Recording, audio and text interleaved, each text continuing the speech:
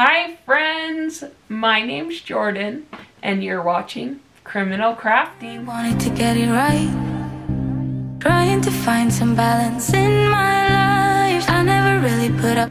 Hi friends, you'll have to excuse me how I look today. We are in the middle of our trip and we're in our RV, so I look a little rough. I just wanted to do a quick little update on what this video is. So when I originally started recording the Gabby and Brian recap, the full story from beginning to end, I expected that it was going to be a longer video, but I didn't expect it to be over an hour long. You guys, if you know anything about the Gabby and Brian case, you know that it was a pretty crazy, intense, full of ups and downs, and so I probably could have recorded hours of content. So this is part 2, and I will get part 3 up as soon as I can. Thank you all for watching, and thank you for being patient with me. And one of the things, apparently Gabby admitted that she slapped Brian when she thought he was going to leave her in Moab. You guys, to me, that says he has left her places. And I know that's alleged. Fully my opinion. But for her to be scared about that tells me that that was not the first time that that happened. This next part was interesting, and there's been a lot of speculation about what really happened in this time frame.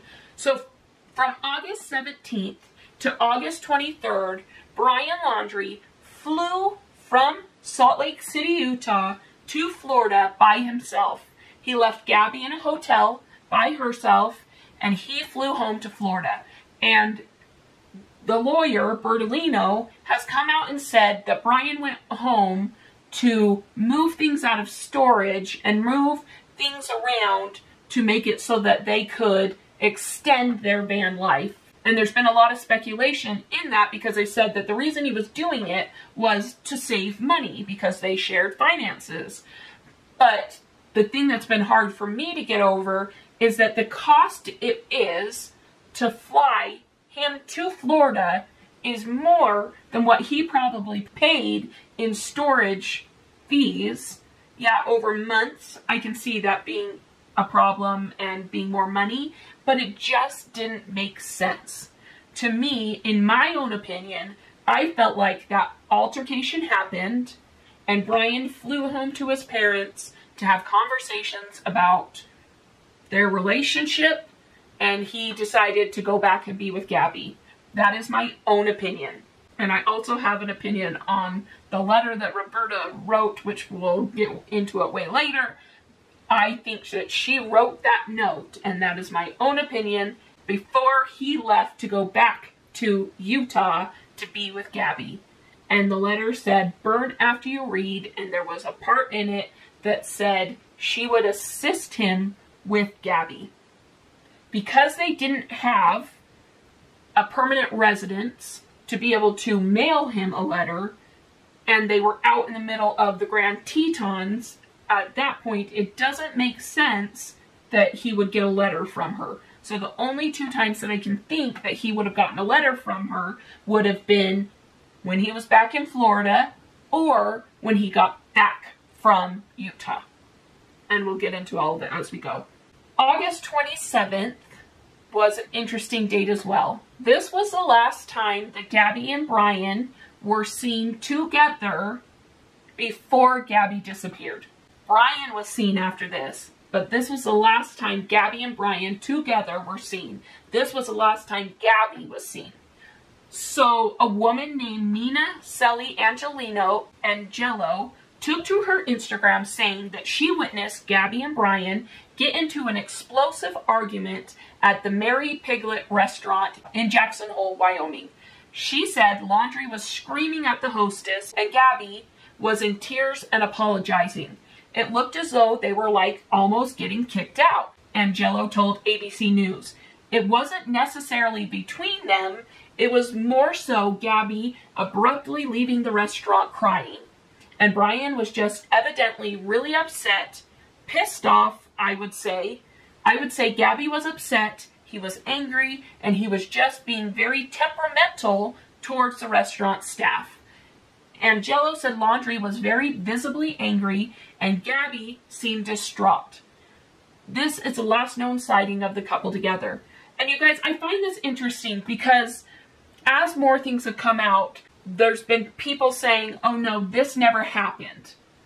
But why would somebody who sat at the table behind Gabby and Brian notice this explosive fight between the witness and Brian be false? It just doesn't make any sense why she would make something like that up. And Mary Piglets, from what I've seen, whenever anybody's gone in to question or to ask questions about what went on, they won't speak to anybody. So I wonder if this part is going to come out with the FBI stuff that they have on the case. And I'm kind of interested to hear really what took place in that restaurant. And my opinion on it was that fight was the catalyst for what happened after. Because that was the day that they think she died. On August 30th, that was the last communication with family. Gabby's mother, Nicole Schmidt, and I say that was the last communication with family, but that was the last communication from Gabby's phone. Doesn't mean it was Gabby, and I'll get into that.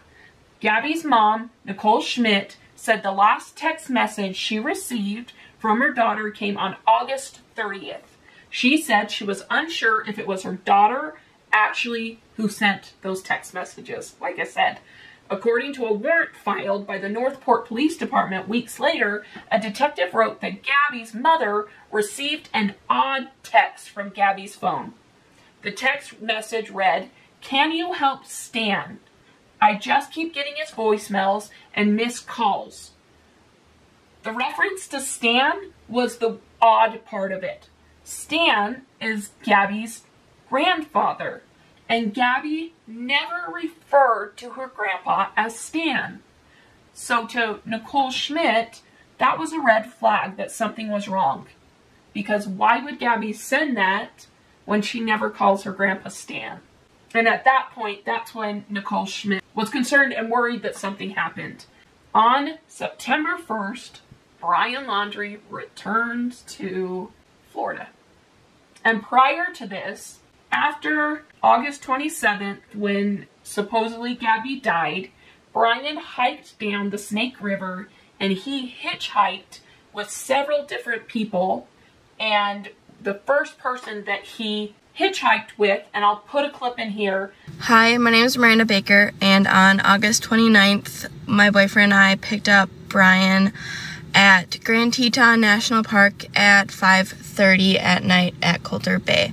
I'm hoping this can help someone identify him because I saw him from TikTok, which then made me call the authorities, and my boyfriend and I have been in contact with a bunch of different people to help piece together different parts of this case. But we picked him up at Coulter Bay, like I said, at 5:30. He approached us asking us for a ride because he needed to go to Jackson, which we were going to Jackson that night. So I said, you know, hop in. He hopped in the back of my Jeep. We then, you know, proceeded to make small talk. But before he came in the car, he offered to pay us like $200 to give him a ride, like 10 miles. So that was kind of weird. He then told us he's been camping for multiple days without his fiance. He did say he had a fiance and that she was working on their social media page back at their van. Then once, like, in conversation, I brought up, yep, like, we're going to Jackson. He freaked out. He's like, nope, I need to get out right now. You know, like, pull over. So we pulled over at the Jackson Dam, which I don't know if you know, like, Teton Park, but it's not very far from Coulter Bay. And if this does, like, reach people, I can post pictures of, you know, exactly where we were. We picked him up and the whole route or whatever, and like screenshots of like the timestamps. We dropped him off at 6:09 p.m. on August 29th. He kind of like hurried out of the car, and then he's like, okay, I'm just gonna go find someone else to, you know, hitchhike. And we're like, okay. It was a weird situation. So when we picked him up, he was wearing a backpack, he had a long sleeve, pants, hiking boots, and he had like scruff. But he didn't look dirty. For someone who was camping for multiple days, like, he didn't look dirty, he didn't smell dirty, so that part was kind of weird. And I'm just really hoping that they find her, and this helps someone, like, remember seeing him, or, you know, something like that.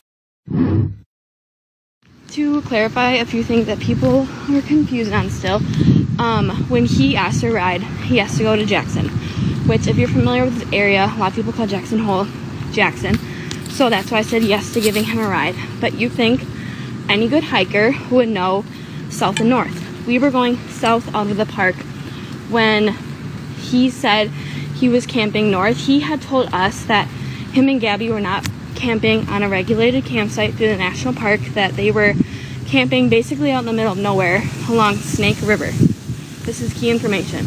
He said that he had hiked for days along Snake River, but when, like, looking at his backpack, it wasn't full, and he said all he had was a tarp to sleep on, which you think if you're going camping for days on end, you'd want food and a tent, and he had none of that. And like I said, he looked clean and didn't. So this is a view of the whole journey with Brian. So that's the top at the park at Coulter Bay, and then we drove him to this dam right here.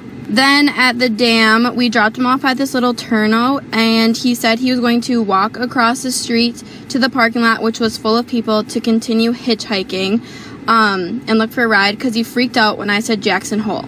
He said we needed to pull over, even though Jackson and Jackson Hole are the same thing. It's the same town itself. This is the text I sent to my mom at 6:09, right when he got out of the car, saying I was okay because she was freaking out. This is at the park, or at the pickup location, and we were taking a shower. We then walked across, and our car was parked on the left side of the picture, and he talked to us, like, right in the middle. And he was talking to my boyfriend the entire time, but, like, I was the one actually talking, and he was, like, not frantic, and he was very nice, very polite to us. She said that he acted a little off. He said that he had been camping for so long and just had a tarp to camp on. And she said he didn't look like he had been out camping for the amount of time that he said he was. He was clean. He wasn't dirty like he would be. She said that he told her that his fiance was back at their van working and that he needed to get back to her. She said that they told him that they were going to Jackson. And then later on in the conversation, they said they were going to Jackson Hole. And as soon as Brian heard they were going to Jackson Hole, he immediately asked them to stop and let him out on the side of the road.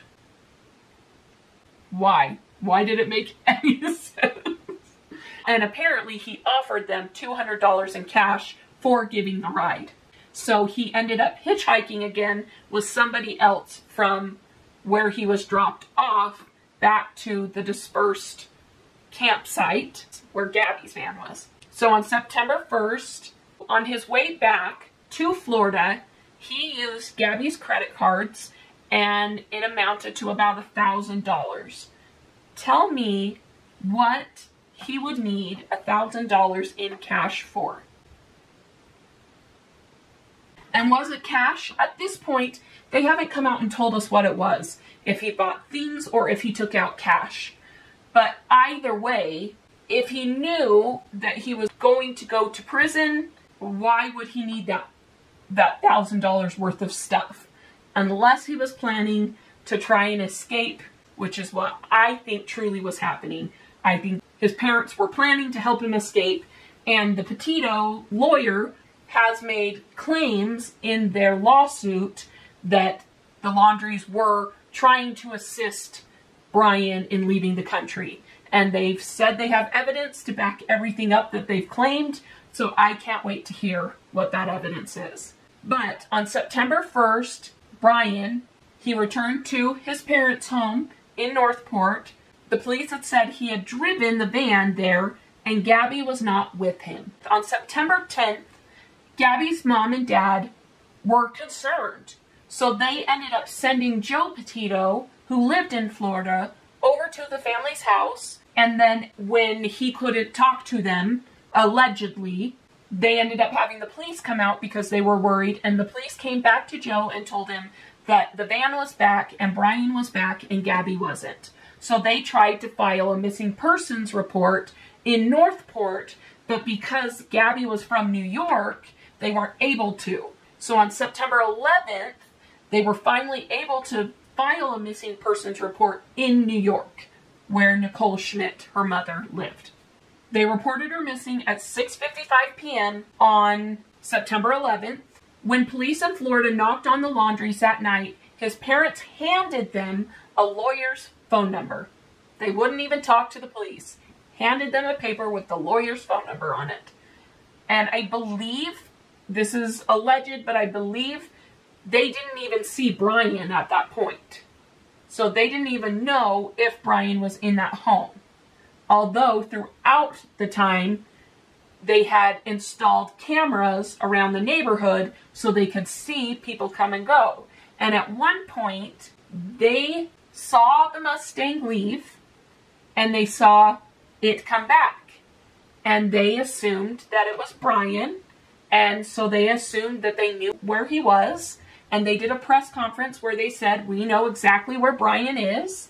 And come to find out later on, it actually was Roberta that came out of that Mustang and they mistook her for Brian. How do you mistake a woman for your adult son? Roberta has curves. Roberta has boobs. How do you mistake that? That in and of itself, I feel like, was a huge slip up by Northport police. And there were a lot of other slip ups in it. So the police said, we don't know what Brian knows. That's the bottom line. We're hopeful to talk to him. He needs to talk to us. We need to know exactly where he was, where she was, their last locations, and the fact he was back here for 10 days. Again, the family reported her missing 10 days later. Their van was processed for evidence, and Taylor, who's the Northport representative, said there were some materials that will be investigated further. And from what I've heard from the Petito's lawyer, there's a lot of things that they found that we are hoping will come to life through this trial. On September 15th, Laundrie was named a person of interest. On Wednesday, Laundrie was officially named a person of interest in Gabby's disappearance, and Northport police said he was hindering the investigation. Brian has not made himself available to be interviewed by investigators or provided any helpful details. That's the thing. They never talked to Brian. They thought he was at home. He wasn't at home. They ended up putting out a warrant for his arrest for credit card fraud, for using Gabby's credit cards after she had passed away. They hadn't charged him with murder or anything because they wanted to make sure that they had collected enough evidence to be able to keep him and charge him with those. So as they looked for him, they just put out that warrant for his arrest for the credit card fraud while they built their case. And then Brian Laundrie's attorney, Mr. Bertolino, put out a statement. He said, many people are wondering why Mr. Laundrie would not make a statement or speak with law enforcement in the face of Miss Petito's absence. In my experience, intimate partners are often the first person law enforcement focuses their attention on in cases like this. And the warning that any statement made will be used against you is true.